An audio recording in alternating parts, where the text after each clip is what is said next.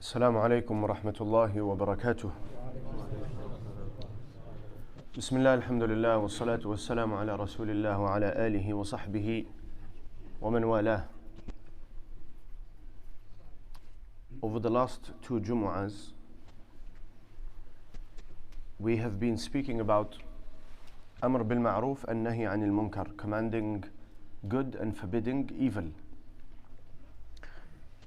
And to summarize what we have said over 2 weeks, that it is a great responsibility given by Allah subhanahu wa ta'ala, and He selected the best of mankind for this. It was the duty and the work of the Anbiya and Mursaleen to invite people towards good and forbid evil. There are great rewards attributed to inviting people to good and forbidding evil, and then there are great warnings about failing in fulfilling this duty and this responsibility. And so this is one of those things that we are required to do, and by doing it we are fulfilling the right of Allah or our responsibility to Allah, because this is all under our responsibilities as humans and as Muslims. And so we have a responsibility to Allah subhanahu wa ta'ala, and we have a responsibility to ourselves, and we have a responsibility to the society we are living in, the people we are living amongst.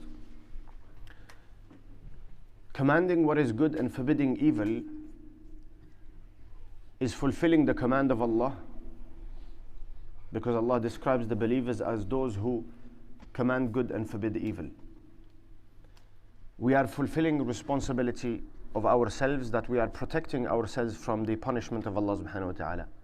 And then we are working in order to protect our society from the punishment of Allah azza wa jal. So it is a duty and a responsibility, meaning that it is not optional. It is not like fasting Mondays and Thursdays. It is not like going for Umrah. It's not the kind of worship that it's okay if you do it, it's okay if you don't. Rather, we said that some have regarded it as the sixth pillar of Islam. Without this concept and this principle of inviting to good and forbidding evil, there would come a time where the very core principles of Islam will be given up. Not only that, there will come a time where Iman will cease to exist on the face of this earth. And this has happened in previous nations, that Allah will send a prophet and messenger in times of corruption. And they will make an effort, they will dedicate their life, they will sacrifice their life and their time, and they will invite people to good. And so they rectify society. And then the Nabi is human. And so what happens is that Allah subhanahu wa ta'ala takes away the Nabi, and with time and generations, humanity goes back into a state of corruption. Because rectifying society and bringing goodness in society requires an effort. And for corruption and evil to spread in society, all it takes is for the people of good to do nothing. Because our nafs as human beings is inclined to the things that have been made forbidden. And we are short-sighted. So sometimes we perceive benefit in the very thing that is harmful for us. The very thing that Allah subhanahu wa ta'ala said, don't do this because it's harmful for you, but it seems to be beneficial. Take for example riba. If you look at it from only the perspective of this world, it seems like riba is beneficial. And so people will start by, initially, it is haram. Then people will start to understand that it is haram, but get involved in it more often. And more people are committing that sin, and so it becomes acceptable. And then time goes on that people will actually change the name of that sin, or they will regard it as something good. They no longer regard it as evil. And then when you come to this stage, and we looked at the hadith of Rasulullah sallallahu alaihi wasallam, that he said to his companions, what will your state be when you stop commanding good and forbidding evil? So Sahaba said, Ya Rasulullah, is that going to happen? He said, that will happen and more. They said, what else would happen, Ya Rasulullah? Sallallahu Alaihi Wasallam. So Rasulullah Sallallahu Alaihi Wasallam said, what will happen when you start to invite towards evil and forbid good? So in the first instance, people understand this is good, this is evil. The only problem with that first stage of decline and degeneration of Muslim Ummah is that the people who recognize what is good and what is evil are not speaking against the evil and not encouraging the good. Then the next stage of decline is what? That you start to command what is evil and forbid what is good, but you still understand that this is good, this is evil, but I ask you to do the evil and I forbid you from doing or discourage you from doing the good. This is the second stage. Rasulullah then said, what if it gets worse? Paraphrasing. They said, Ya Rasulullah, how can it get worse? He said, what will happen to you? What will become of you when good becomes evil? So something that is good is regarded as evil. And when evil becomes good, when you reach this stage of decline, there is no desire to change, and there is no so there is no desire to make the change, but there is no even awareness that the change is required. And so this is why Amr bil Ma'ruf and Nahi Anil Munkar as a principle is an extremely important one, and it is the responsibility of every individual, every Muslim. Every Muslim is a representative of Allah subhanahu wa ta'ala and has a duty to carry out this Amr bil Ma'ruf and Nahi Anil Munkar. Then last week we looked at some of the requirements for it. So we said the first one is that a person needs to be, you need to be what? Sincere, if you want to make change. If you just want to point out an evil, right, and just kind of belittle someone, or make them know that they're doing something bad, or let them know that you're better than them, then you don't need an intention. It's enough to just shout it out loud so that everybody else can hear it.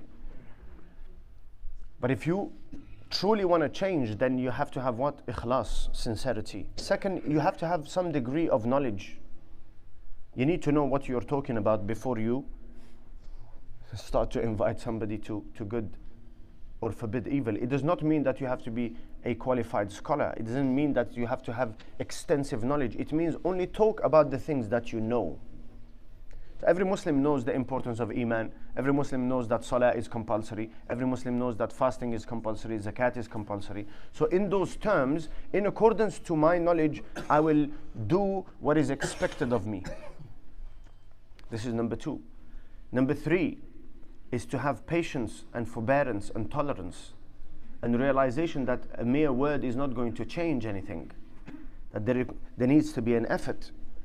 Right? Rasulullah ﷺ, some of the people that Rasulullah ﷺ invited, they accepted immediately. Abu Bakr Siddiq. Others, it took them a little bit of time. Some, it took them a decade or more. Initially, they were fighting Rasulullah ﷺ, and they refused to accept despite the multiple times that Rasulullah ﷺ invited them. And he is the best of inviters and the best of all teachers. And so to have that, Allah Azza wa Jal says, وَالْعَصْرِ إِنَّ الْإِنسَانَ لَفِي خُسْرٍ. Mankind is at loss. إِلَّا الَّذِينَ آمَنُوا وَعَمِلُوا الصَّالِحَاتِ. Except those who believe and do righteous deeds. وَتَوَاصَوْا بِالْحَقِّ. They invite one another to truth. This is Amr bil Ma'ruf and Nahi Anil Munkar. And then وَتَوَاصَوْا بِالصَّبْرِ. And they invite each other to what? To be persistent and steadfast. Why? Because there will be obstacles. We said last week, when you are worshipping Allah Azza wa Jal, you're reading Quran, you're going for a Hajj and Umrah, you're giving Sadaqah. Shaitan, tries to stop you or divert you. But if he can't, then he doesn't worry so much about you, because eventually you're going to die and your deeds will come to an end. But when you start to speak to people and influence people in the right way, in a good way, and people begin to change as a result of your efforts, your sacrifice, your concern, then you become the rival of shaitan. Because shaitan is inviting people to. Shaitan is a da'i. Allah is a da'i. Allah invites to the abode of peace. Allah invites to Jannah. He invites humanity to Jannah. The messengers are inviting people to the invitation of Allah. Shaitan also is inviting people, but Allah Azza wa Jal says, إِنَّمَا يَدْعُو حِزْبَهُ لِيَكُونُوا مِنْ أَصْحَابِ السَّعِيرِ. Shaitan is inviting his party in order for them to join him in the punishment of hellfire. So when you start to embody this important principle of Islam, then shaitan will stand against you. Not only that, shaitan is an obstacle between you and that person accepting. And then that person they have shaitan working against them. They have their nafs working against them, their desires. And they have the mere fact that as human beings, you've become accustomed to something. Just because somebody tells you once, we all know, for most of us, we have an insight in what are our bad habits, what is our bad character, our bad side. But is it enough? And we know how to rectify it. But just the knowledge of it is not enough. And so just because you've spoken to somebody, you should not lose heart because they have not taken your advice on board. Maybe it will not be effective today. Maybe they need a little bit of time to make the change. But you are rewarded for your endeavors and for your efforts. So tolerance. Rasulullah was very tolerant. Whether it was with Sahaba or whether it was with disbelievers. It was a very important characteristic of Rasulullah. And it's actually a quality of Allah Azza wa Jal, Al-Halim, the forbearing. Okay, then we said the importance of making dua for the person, because the hearts are in the control of Allah Azza wa Jal. If you command good and forbid evil and do not make dua to Allah to guide that person, then you've only done 50% of the work. You cannot expect that change will take place. And actually, some ulama go to the extent that you are not inviting to Allah, you are inviting to yourself. Because you think your mere words and advice is going to make a change in people's lives. And that is far from reality. And so having a relationship with Allah subhanahu wa ta'ala and making dua for the person that we are inviting. Then to actually be practicing what you are inviting people to, and staying away from the things that you forbid people or discourage people from doing, so that you are not seen as a hypocrite. And it is more likely that a person is going to accept your advice if they see that you are implemented in your life. This is a major problem with our parenting as Muslims. We tell our children not to lie, but we lie. And they witness it every day of our life. So your actions say otherwise. So then the child understands and says, okay, I understand lying is bad, but if dad does it, then what chance do I have? But that does not mean, and we mentioned that Sahaba questioned Rasulullah and said, Ya Rasulullah, what if there is something good and we're not doing it? Should we still invite people to it? He said, yes. Invite people to it with the intention that we are going to do it all together. And if we are committing a sin that other people are committing, then encourage and forbid that sin. Encourage people to give up that sin so that you are also able to give it up yourself. Also,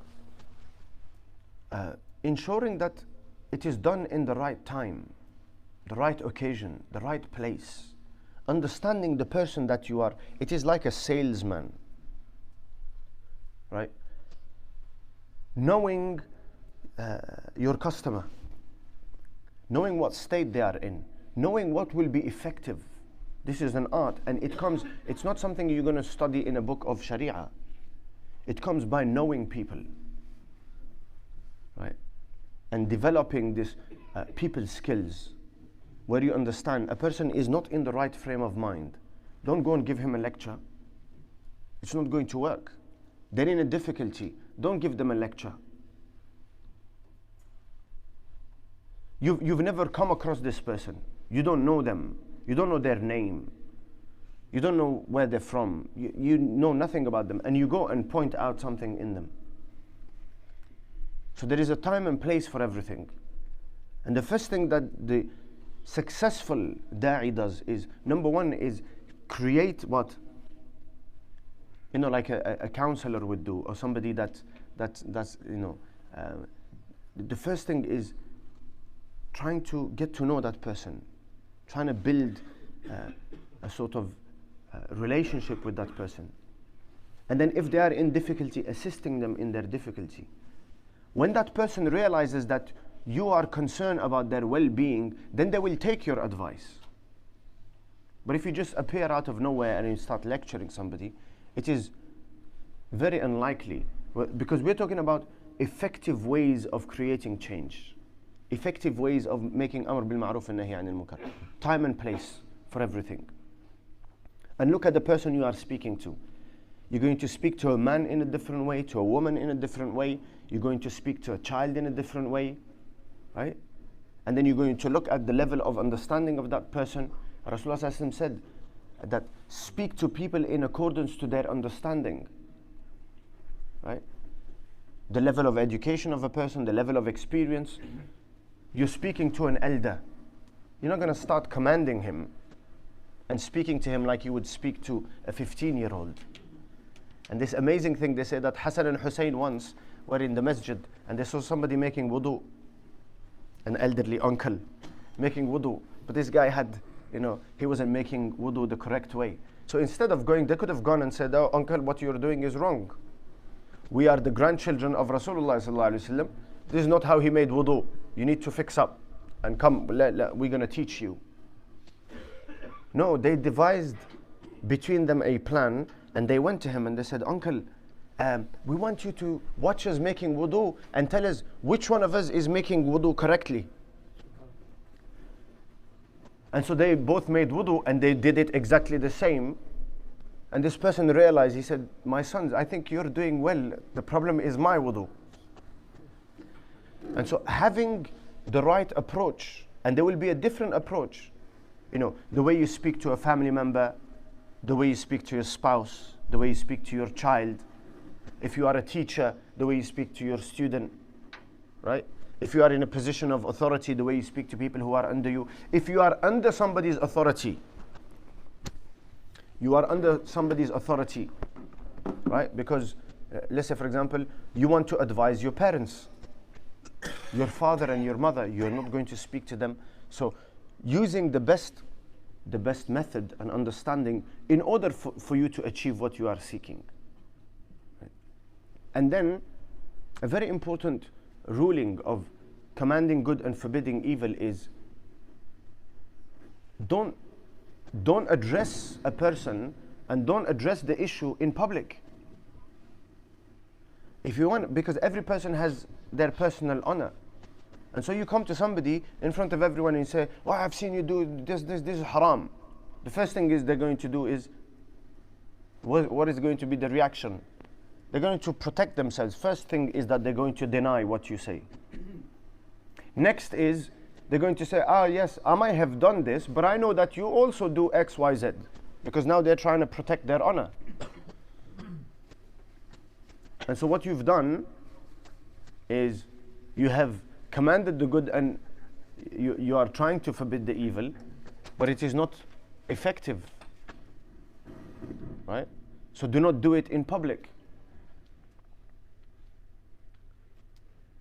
And then don't get involved in things where there is a difference of opinion, because that has nothing to do with good and evil.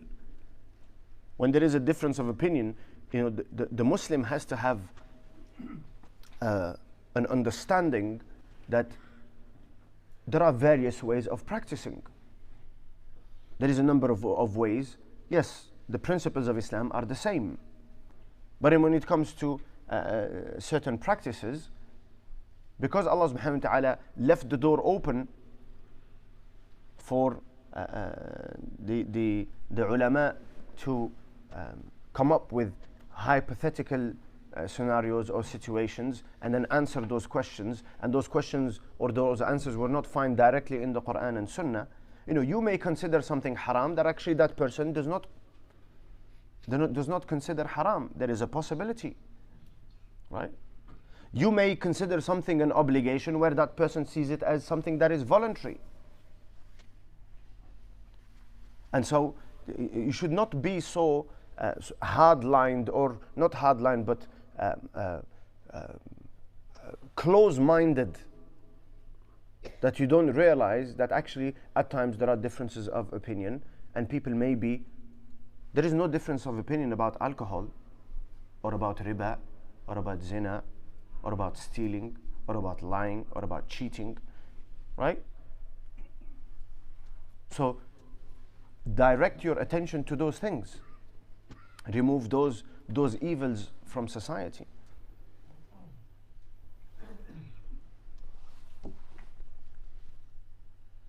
What is the purpose of commanding the good and forbidding the evil? Why is it so important? Why is it that if people cease to command good and forbid evil, Allah Azza wa Jall's messenger says that a punishment will come to those people, and then they will ask and make dua to Allah, and Allah will not answer their dua. They will seek help from Allah, but Allah will not change their situation. Why is it so important? Think to yourself for 30 seconds. Why is commanding good and forbidding evil so important?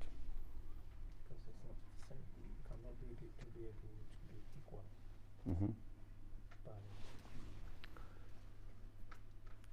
The reason is that we as human beings are affected by our environment. If our environment is good, even in the physical world, the environment you live in, all of this talk about ULEZ and pollution and so on and so forth, and the ozone, and all of it is about what? Your environment.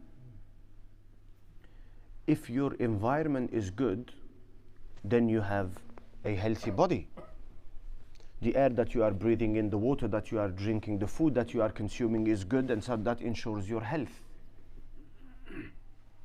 And if you are living in a bad environment, bad air, bad water, bad produce, then that is going to have an impact on your health.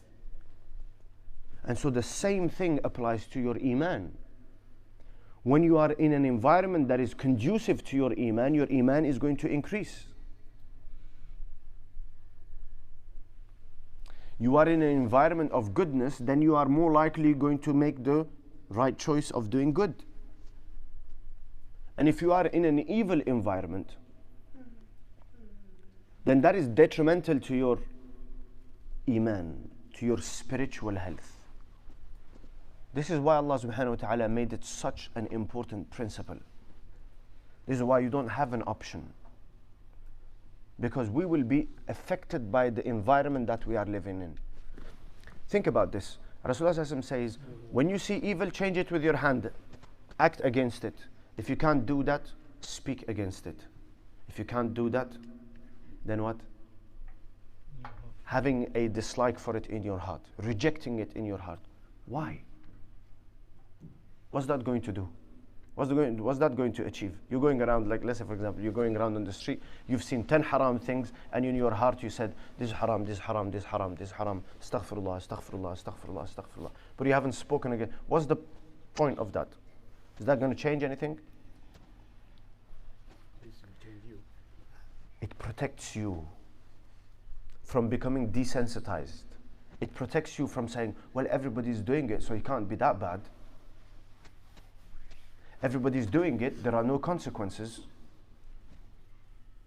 And so the very important thing about commanding good and forbidding evil is that it is first and foremost for your own self.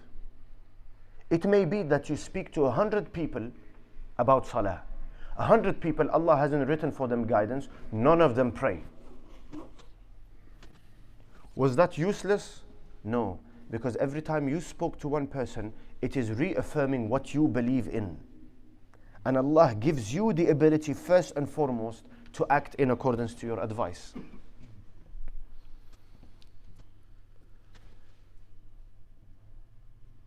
And so the rejecting something in your heart ensures what? That you always consider it as evil. Because we said the last stage of degeneration or decline is that evil is no longer bad. Society sees it as good, and we see that today, right? Things that were reprehensible, completely rejected in society 10 years ago, a decade, 2 decades ago, 3 decades ago, are not only acceptable now, they are promoted. And this is seen as a drive for civilization. And we are now, if you say to those people that, well, 30 years ago it wasn't okay, how is it okay now? How is it acceptable? What will they tell you? We have progressed. And this is where shaitan switches the balance. Decline is seen as progress. And progress is seen as decline. A woman that starts to wear hijab is now doing what? She's going back to olden times. The man that is trying to implement the sunnah of Rasulullah, he's going back to dark ages. What are you doing? Eating with your hands. We're past that now. We're civilized. We've progressed from that. And you're still eating with your fingers. Just as an example. And so rejecting it in your heart and speaking out against it and working against it is going to first and foremost ensure that you are not affected negatively by that evil. So you are protected from it. And secondly, that Allah Azza wa Jal made the commanding of good and forbidding evil the means to guidance. And so Allah will create guidance, we will bring change, will bring about change in our environment. And Rasulullah says, if you can't do that, and we'll talk about environment next week, bi'idhnillah ta'ala, if Allah allows. But Rasulullah says, if you can't do that, then you need to pack up and leave that environment. Don't be in that environment. Because eventually you are going to be affected by it. This is why Rasulullah said about a time of fitna, it is better for the believer to be far removed from society. But that time hasn't come yet. Ulama say that time comes when people no longer want to accept truth. You invite them, they don't listen. You forbid evil, they're not willing to listen. They completely reject any advice. Then there is no good in remaining with those people. Right? Good company, Rasulullah said good company, or rather the Salihin say good company is better than bad company. And no company at all is better than bad company. So you should live in society. You are going to live in an environment. But you need to choose and select an environment that is protective of your iman. And this is even more important for our families and our young children, because they are living in a poisonous society when it comes to their spirituality. And they're getting confused. And if we don't advise them, command the good and forbid the evil, then they are going to be affected by the environment that is around them. Because we as adults get affected. So never mind young children who are still building their identity and still don't recognize what is harmful, what is beneficial, what is good, what is detrimental to their health and iman and spirituality. Some announcements inshallah Azza wa Jal before we proceed for the dua and the khutbah. The first one is that our next monthly revert circle, so once a month we have a revert circle. Brothers and sisters who know reverts, please invite them to it. Is on Thursday the 1st of Feb, so next Thursday inshallah Azza wa Jal, 6:45 to 8 p.m. on the first floor. This is a social gathering, some advice is given, they share a meal, and it's important to create a community within our community for our revert brothers or sisters, or else they fall off or get disconnected. A dua request for Dr. Azimullah, who was once upon a time, a trustee of the masjid and was running the affairs of the masjid and serving the community. He is unwell, recently lost his wife a couple of weeks ago. Now he is unwell and in hospital. Please make dua for, may Allah subhanahu wa ta'ala grant him recovery. On Saturdays after Salatul Dhuhr, between Dhuhr and Asr, we have Ustad Jamal who delivers a lecture on the essentials of Islam. So brothers and sisters who are able to spare time to come and attend, this addresses Aqidah, it addresses practical things such as wudu and salah and what have you, and it also addresses spirituality. Inshallah Azza wa Jal, on Saturday, this Saturday after Salatul Isha, we have a guest speaker, Ustad Yusuf Patel, and he's going to come and have a discussion on LGBTQ and the effect of it in the schools, in society, and how to protect ourselves as Muslims. And then some major before that, Citizen Advice Bureau hold a surgery every Tuesday from 11 to 2 p.m. Inshallah Azza wa Jal. So bi-weekly sessions, every other week basically. So from the 12th of February, we were doing it weekly, but maybe the demand is not so much. So from the 12th of February, it's going to be every 2 weeks, 11 to 2 p.m. Anybody that has an issue and it's in the comfort of the masjid, you can come and speak privately. And there are not a lot of people that are taking up this service, so it'd be good if we, inshallah Azza wa Jal, promote it. And the last thing is that from next week, the entrance to the masjid is going to change, because the steps that we've just come through now are going to be demolished, and so the entrance is going to be through the basement floor, inshallah Azza wa Jal. So pay attention to that, and it's going to be for